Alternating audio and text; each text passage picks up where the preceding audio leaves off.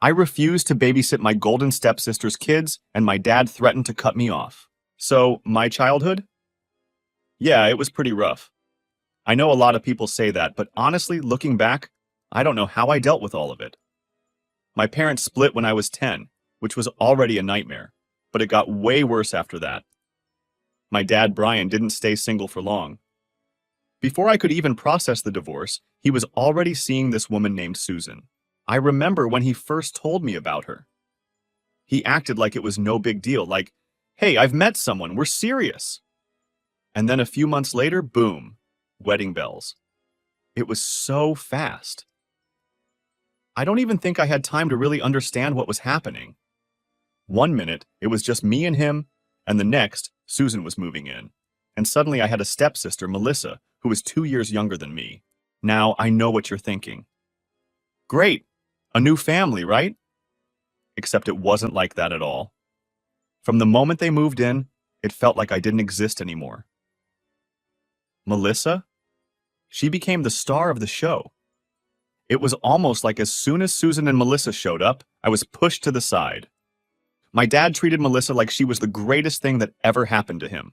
And trust me, she knew it. Melissa was the type of person who always got her way. If she wanted something, my dad would bend over backward to get it for her. New clothes, trips to the mall, special dinners. Meanwhile, I was lucky if I got a good job when I brought home straight A's. It was like I wasn't even there most of the time. One time, I remember I asked my dad if we could go to this amusement park I loved. We hadn't done anything together in a while, and I thought maybe it'd be a good way to bond, you know?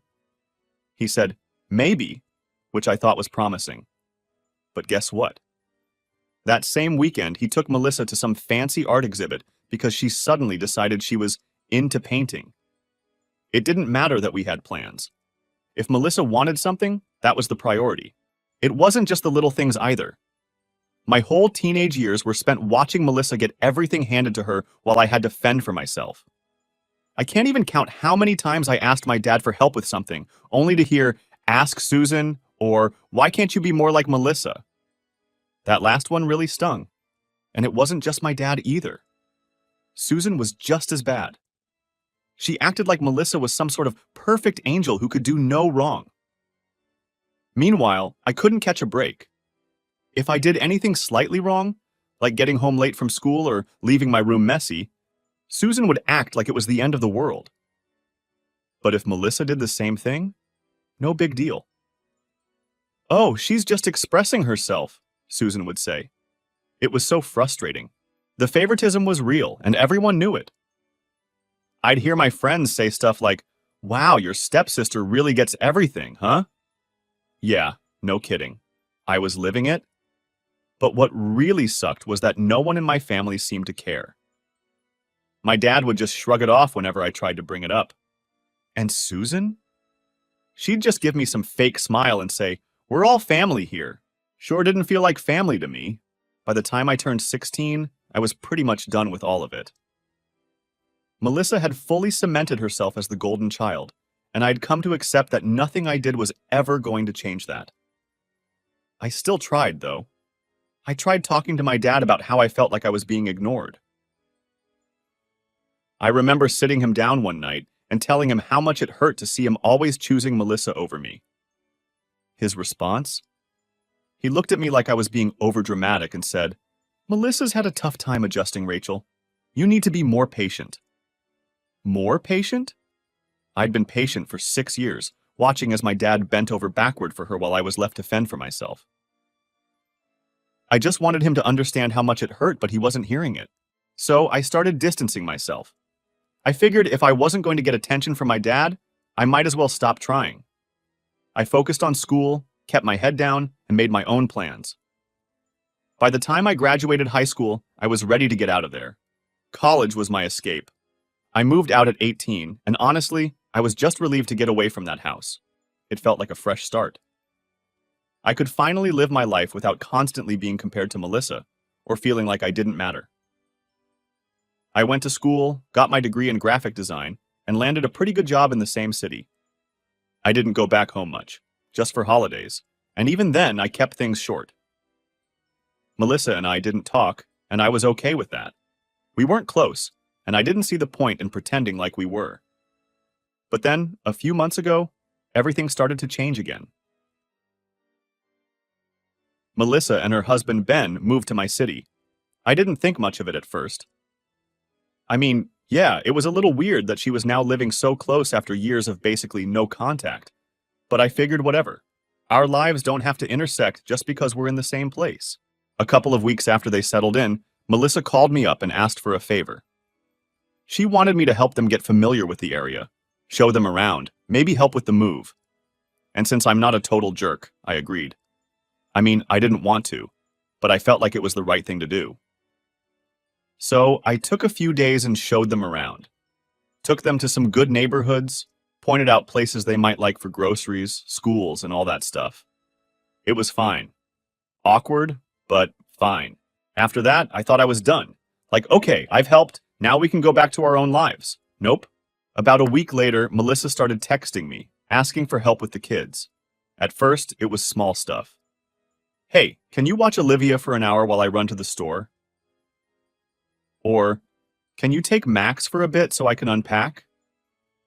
Stuff like that. I figured, okay, it's just temporary while they get settled, so I said yes. Then it started happening more. It went from once or twice a week to almost every day. And it wasn't just an hour here and there. She'd drop the kids off at my place for hours, and then I'd be stuck entertaining them while she was out doing who knows what. Now don't get me wrong, I love Olivia and Max. They're sweet kids, but I'm not exactly a kid person. And honestly, I'm not that great with kids. I never wanted to be someone's personal babysitter, you know? I have my own life.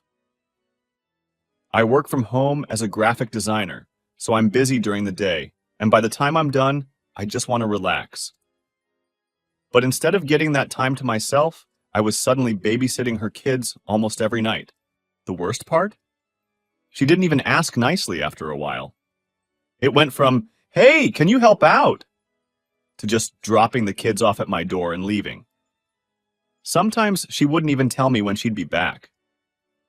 I'd just be sitting there with two kids, trying to figure out how to keep them entertained, waiting for her to show up.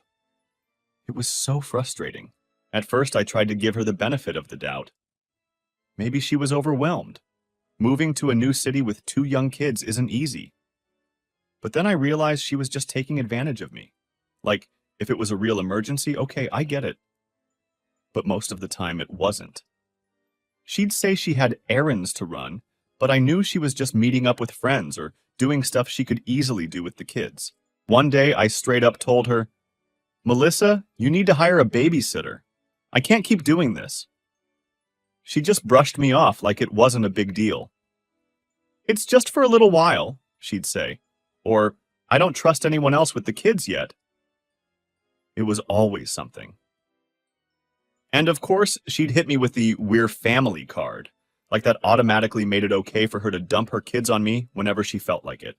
I was starting to get really pissed off, but I didn't want to start a huge fight. I kept thinking, okay, just ride it out. Maybe she'll back off. Spoiler, she didn't. One Friday night, things hit a breaking point. I had plans with my friends to celebrate Katie's promotion. It was a big deal, and I was really looking forward to it. I had told Melissa earlier that day that I couldn't babysit that night. I made it super clear. She said, "No problem," so I thought, great, maybe this will finally give her a wake-up call. Fast forward to 6 p.m., I'm getting ready to head out the door when I hear a knock. I open it, and guess who's standing there with two kids? Yep, Melissa. She didn't even wait for me to say anything. She just hands me Olivia and Max, says something about being late, and rushes off. I didn't even have a chance to argue. I tried calling her, of course. Nothing. I called Ben too, but he didn't pick up either. So there I was, stuck with her kids, and my night was completely ruined. I was furious. I couldn't believe she had just completely ignored what I said. Like, she knew I had plans. I had told her. But she didn't care. I ended up texting my friends to let them know I wasn't coming, and I spent the rest of the night babysitting two kids who were already cranky and tired.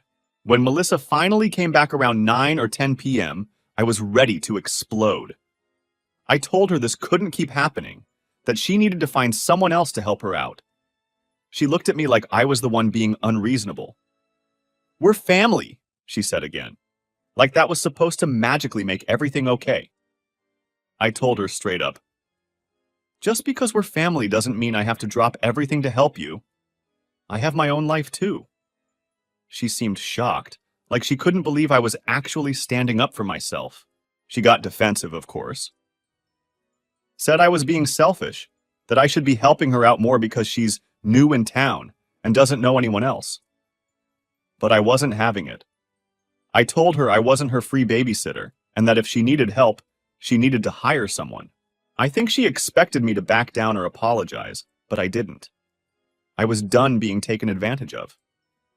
I was done feeling like my time didn't matter. Melissa left in a huff, and I thought maybe that would be the end of it. But nope. Things were about to get even worse. A few days after I told Melissa off, I was just trying to get back to my normal routine, focus on work, and put the whole thing behind me. I wasn't looking to start any drama, but of course, drama came to find me anyway. It was a Thursday afternoon when Melissa called. She didn't even start with hello. Instead, she jumped straight to, "I can't believe how selfish you're being." Just like that. I didn't even get a chance to say anything before she started going off about how she needed me to help with the kids and how she was going through a rough time. I took a deep breath and told her, "Melissa, I already told you I can't babysit all the time. I have my own stuff to deal with." And I thought that was it. Like, end of conversation, right? Wrong. She started going on and on about how I should care more because we're family and how it's not fair for her to juggle everything on her own. At this point, I'm thinking, is she even hearing me? I tried once again to explain that I can't drop everything just because she needs someone to watch the kids. I told her it's not my responsibility and she needs to figure out her own childcare situation. You'd think she'd get it by now, but nope. Instead, she flips out and starts crying, saying I'm abandoning her when she needs help the most.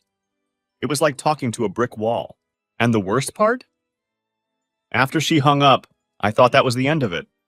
But then my dad called. Now let me tell you something about my dad. He's always been kind of blind when it comes to Melissa. It's like she can do no wrong in his eyes. And I've always had to deal with being second best.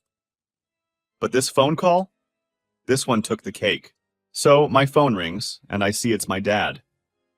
I figure he's calling to check in or something, maybe calm the situation down. But as soon as I pick up, I can tell from his tone that something's off. "Rachel," he says, "we need to talk about what's been going on with Melissa." I roll my eyes, already knowing where this is going. "Okay, what's up?" I say, trying to keep my cool. He immediately jumps in, saying how upset Melissa is, and how she's been struggling with the move and the kids, and that I should be more understanding.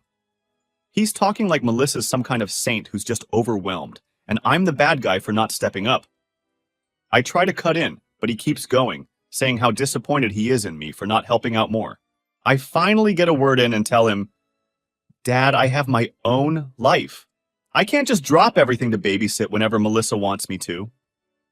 But he's not having it. He's saying stuff like, "That's what family's for. And you need to be there for your sister." That's when I snapped.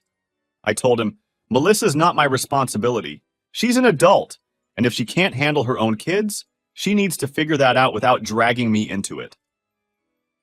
I said it calmly, but inside I was boiling. But then my dad hits me with something I wasn't expecting. He says, "If you don't start helping out more, I'm going to cut you off." Now, when I say cut off, it's not like my dad's been paying my bills or anything. I've been self-sufficient since I left for college. But we've always had this kind of unspoken thing where he'd help me out if I ever needed it. He paid for my car insurance, chipped in for my rent when I was struggling after graduation, that kind of stuff. So when he said cut you off, I knew he meant completely. No more help, no more financial support, nothing. At first I was in shock. I couldn't believe he was threatening me like that just because I wouldn't babysit for Melissa. Like, seriously? That's where we're at now? So I said, "Are you really cutting me off over babysitting?" And he didn't hesitate. "If you're not going to help your family, then yes." That's when I lost it. I said, "You know what? Fine. Cut me off. I don't need your money. If this is how you're going to treat me, then maybe it's better that we don't talk." He went quiet for a second, like he didn't expect me to actually stand up for myself. But then he just sighed and said, "I'm really disappointed in you, Rachel. You've changed." Changed? I hadn't changed. I just finally reached my limit. I'd spent years watching Melissa get everything handed to her while I had to fight for scraps. And now I was being told I was selfish for not wanting to be her free babysitter? I didn't bother arguing anymore. I just said, "I'm done," and hung up. After the call, I felt a mix of things. Part of me was furious. Furious that my dad was so blind to what was happening. Furious that Melissa had manipulated the situation to make me look like the bad guy. But another part of me was just sad. Sad that my dad couldn't see how unfair he was being. Sad that I was losing what little relationship I had with him. I sat there for a while, trying to process everything. I thought about texting Melissa, trying to reason with her, but what was the point? She clearly didn't care about me or my boundaries. She just wanted what she wanted, and if I wasn't willing to give it to her, I was the bad guy. After a while, I decided enough was enough. I wasn't going to let them guilt trip me anymore. If my dad wanted to cut me off, fine. If Melissa wanted to cry about me not being her personal babysitter, she could do that. But I wasn't going to let them walk all over me. I turned off my phone, made myself some dinner, and decided I was done with the drama. If they wanted to talk, they could, but I wasn't going to chase after them. I thought that was the end of it. But of course, things were far from over. The very next day, I got a text from Melissa. It wasn't one of those passive-aggressive messages like she usually sends. Nope, this one was straight up aggressive. She said something like, "I can't believe you turn your back on your family. You've always been selfish, and now you're showing your true colors. Don't bother coming around if you're not willing to help." Now, I don't know about you, but being called selfish by someone who's been using me as a free babysitter for weeks? That's rich. I was so done with her attitude, and I wasn't going to let her twist the narrative anymore. I texted back, telling her straight up, "I've helped you more than enough, and you've done nothing but take advantage of me. I'm not your babysitter. Find someone else." I was pissed, but at the same time, there was this weird sense of relief. Like finally, I was telling her what I should have said a long time ago. No more tiptoeing around her feelings. No more letting her walk all over me. I was done. But then something weird happened. Later that day, I got a call from one of my friends, Jessica. She sounded kind of awkward, like she didn't really want to talk to me about what she was about to say. She goes, "Hey, so I ran into Melissa earlier today at the mall, and she was with some guy."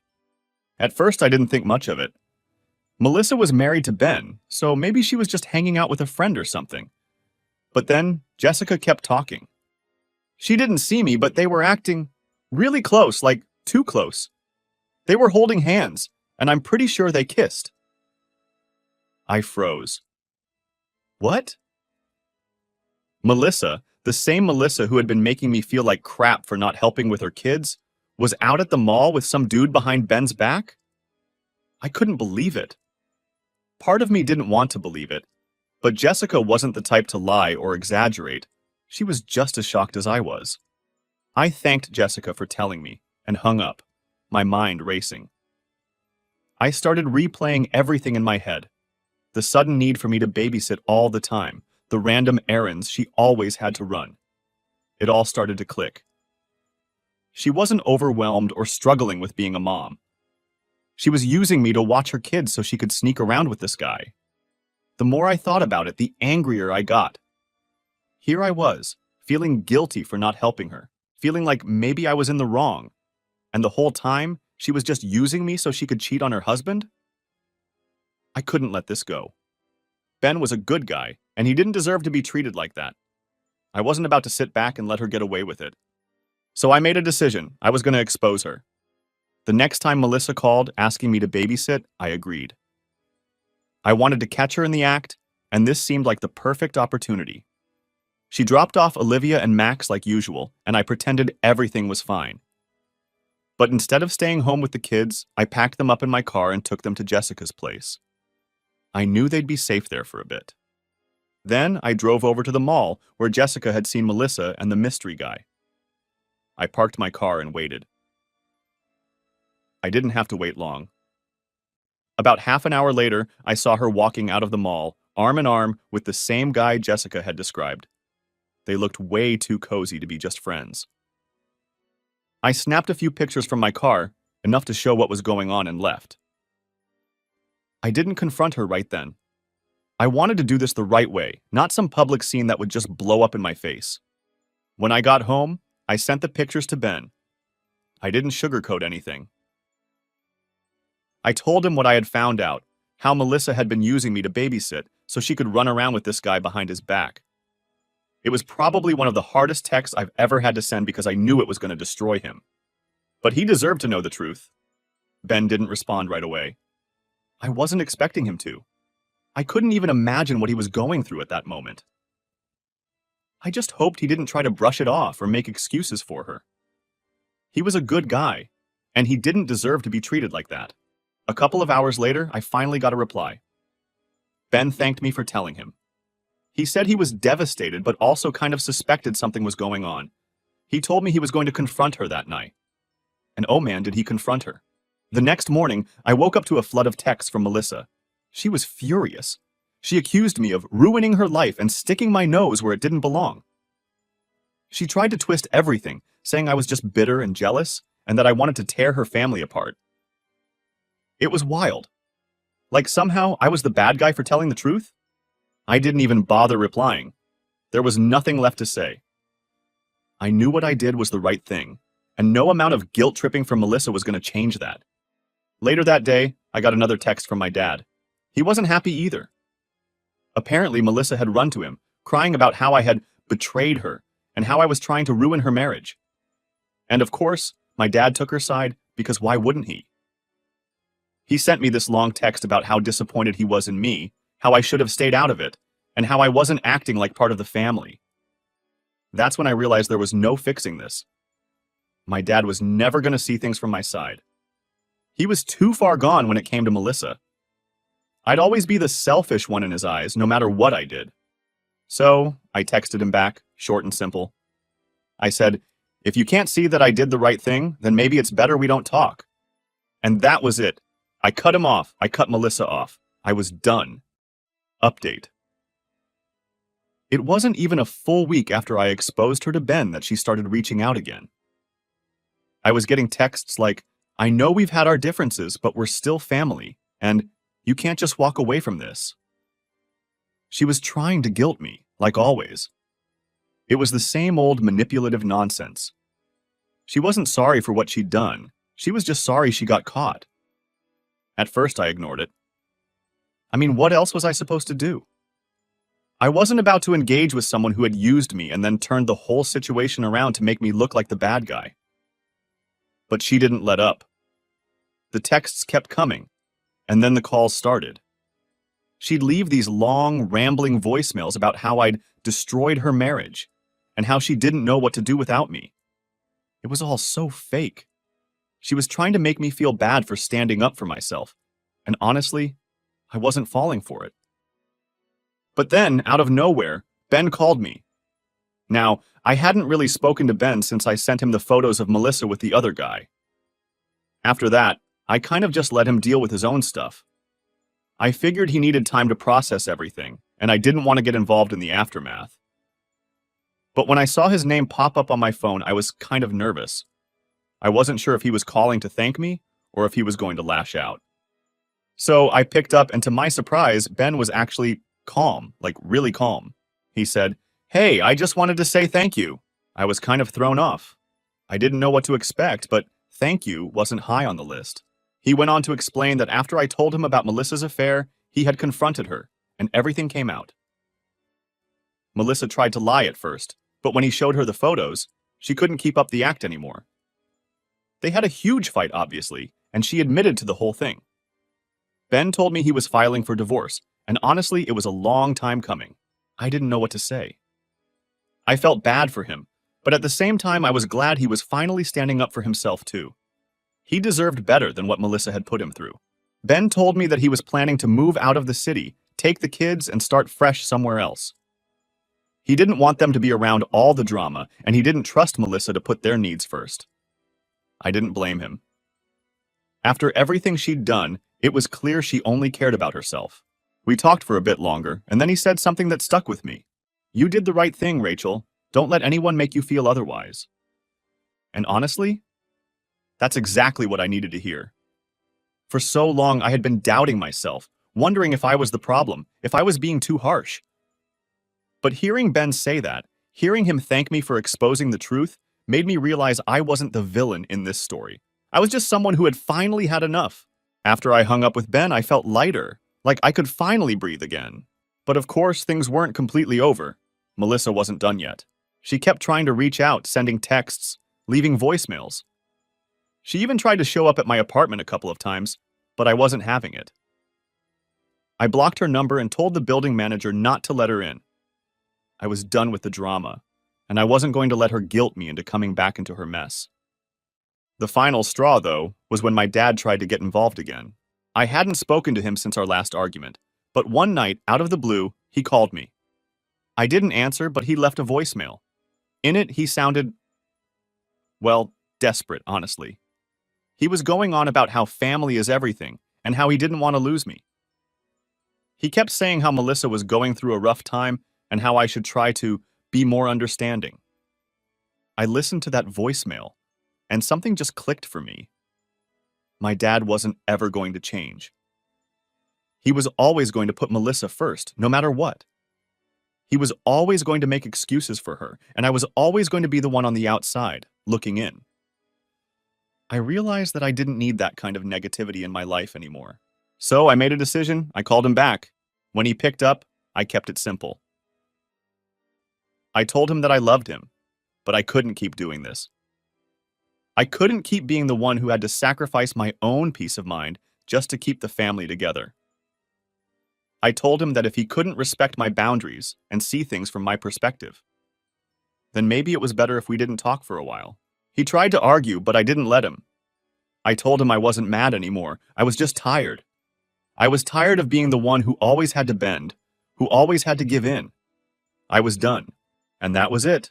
After that call, I cut off contact with both my dad and Melissa. I know it sounds harsh, but it's what I had to do for my own sanity. Sometimes you just have to walk away, even if it's from family. Now, it's been a few months since all of this went down, and I'm in a much better place. I've got my peace back. I've got my life back. I'm no longer dealing with the constant drama, the manipulation, the guilt trips. I've started focusing on myself and my own happiness, and honestly, it feels pretty damn good. Sure, I miss my dad sometimes, but I don't miss the stress that came with him. And as for Melissa, well, I haven't heard from her since, and I'm perfectly fine with that. Sometimes you just have to choose yourself.